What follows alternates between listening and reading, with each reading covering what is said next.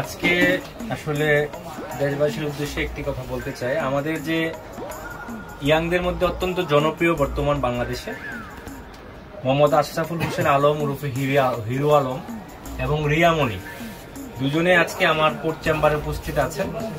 আমি advocate Atikur Rahman Khan, Bangladesh supreme court.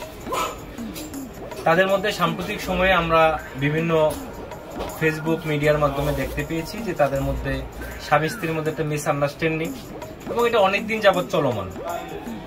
দুই পক্ষের বিরুদ্ধে মামলা মোকদ্দমা করেছেন। হিরো আলম আমার পাশে আছেন, আমাদের নায়ক। হিরো আলম ওনার ওয়াইফ রিয়ামণির বিরুদ্ধে মামলা করেছেন, রিয়ামণিও হিরো আলমের বিরুদ্ধে মামলা করেছেন। তো আমি হিরো আলমের আইনজীবী।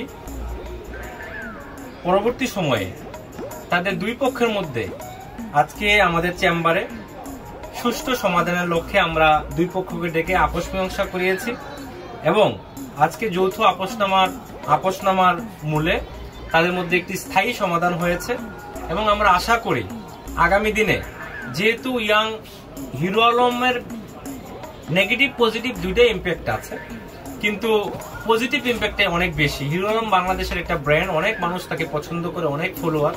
তো আমরা হিরো আলম ভাইয়ের কাছে একজন বাংলাদেশ সুপ্রিম কোর্টের আইনজীবী হিসাবে এবং আপনাদের আইনজীবী হিসাবে আমার একটা সাজেশন থাকবে, যেহেতু মানুষ আপনাদেরকে পছন্দ করে, একটা বিশ্বাস এবং আস্থা ভালোবাসার জায়গায় আপনারা আছেন হিরো আলম এবং রিয়ামণি, আপনারা এমন কোনো অপ্রীতিকর ঘটনা যেন আপনাদের মাধ্যমে না হয় বা দেশবাসী ইয়াং টিনেজদের মধ্যে যেন এই প্রভাবটা না পড়ে যে আপনারা বিভিন্ন পার্সোনাল প্রবলেম হতেই পারে, বাট এটা যেন মিডিয়াতে না আসে। আর আমরা আশা করি এবং বিশ্বাস করি আগামী দিনে তারা দুইজন একসাথে আমরা আপোষ করে দিয়েছি। আমরা আশা করি আগামী দিনে স্বামী স্ত্রী রূপে তারা খুব আইডিয়াল হাজবেন্ড ওয়াইফ হিসেবে তারা তাদের দাম্পত্য জীবন পরিচালনা করবে, তাদের কাজকর্ম করবে। ধন্যবাদ। আর হিরো আলম ভাই, আজকে আসলে যে যৌথ আপোষনামা হয়েছে বা আপনারা দুইজন আজকে মিলিত হয়েছেন এবং আপনারা মামলাও আপনাদের শেষ, আপোষনামা হয়ে গিয়েছে, আপনার আসলে অসংখ্য ধন্যবাদ আপনাদের প্রিয় দেশবাসী। সবচেয়ে আগে আমি হিরো আলম এবং রিয়ামণি দুইজনে আপনাদের কাছে ক্ষমা দৃষ্টি আকর্ষণ করতেছি। মানুষ বলতে ভুল হয়, আমরা হয়তো অনেকে ভুল করেছি দুইজনে, সেই ভুলের ঊর্ধ্বে কেউ নেই। আল্লাহ পাকের কাছে ক্ষমা চাইলো, আল্লাহ পাক ক্ষমা করে। আর আমরা তো মানুষ, সেই হিসেবে আপনারা সবাই আমাদেরকে ক্ষমা দৃষ্টি দেখবেন।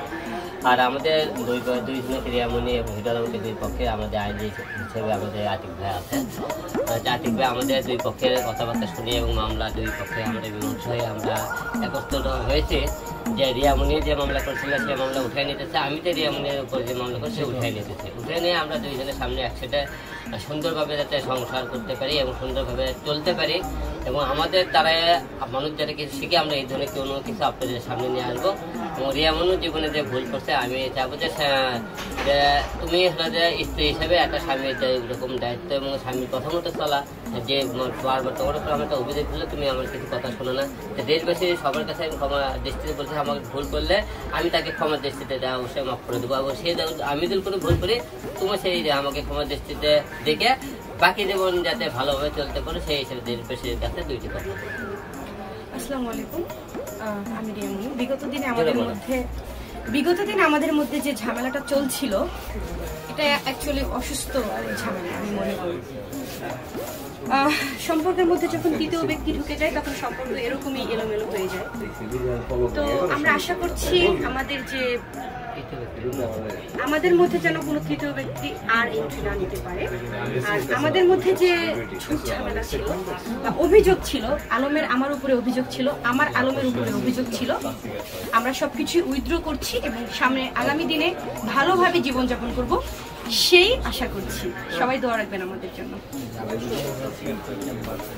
হ্যাঁ, আর আমাদের এই মীমাংসার মধ্যে বড় অবদান রেখেছে আতিক ভাইয়া, উনি অনেকটা অবদান রেখেছে। আর আমাদের মীমাংসার জন্য যে পেপারস গুলো দেখছেন এগুলো দুজনেই আপোষনামা করে নিচ্ছি। ভবিষ্যতে আমরা একসাথে থাকার চেষ্টা করছি। অবশ্যই ভুল করেছি।